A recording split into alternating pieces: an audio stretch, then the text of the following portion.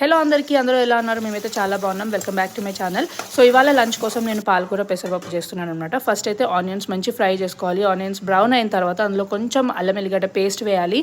అల్లం ఎల్లిగడ్డ పేస్ట్ వేసి కొంచెం కలిపిన తర్వాత అందులో పెసరపప్పు వేసేయాలి, నానబెట్టుకున్న పెసరపప్పు.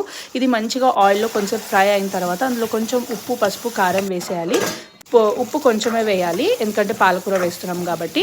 సో ఇది మంచిగా కలిపేసుకొని ఇందులో లాస్ట్కి ఏం చేయాలంటే పాలకూర, క్లీన్ చేసుకున్న పాలకూర అండ్ చాప్ చేసుకున్న టొమాటోస్, ఎక్కువ వేయద్దు టొమాటోస్, నేను 2 తీసుకున్నాను. సో వేసేసి పైన ఇట్లా పెట్టేసి సిమ్లో పెట్టేసి అది మంచిగా కొంచెం దగ్గర అయ్యే వరకు కలుపుకోవాలన్నమాట. లాస్ట్కి కొంచెం వాటర్ వేసుకోవాలి. వాటర్ వేసుకొని కొంచెం పప్పు ఉడికిపోయేదాకా అది పెట్టుకోవాలి. చాలా టేస్టీగా ఉంటుంది. రోటీస్లో కానీ రైస్లో కానీ చాలా బాగుంటుంది అండ్ హెల్దీ కూడా. కొంచెం టైంలో అయిపోతుంది. ట్రై చేయండి. ఒకవేళ ఈ వీడియో కనుక నచ్చితే లైక్ చేయండి, షేర్ చేయండి అండ్ సబ్స్క్రైబ్ చేయండి.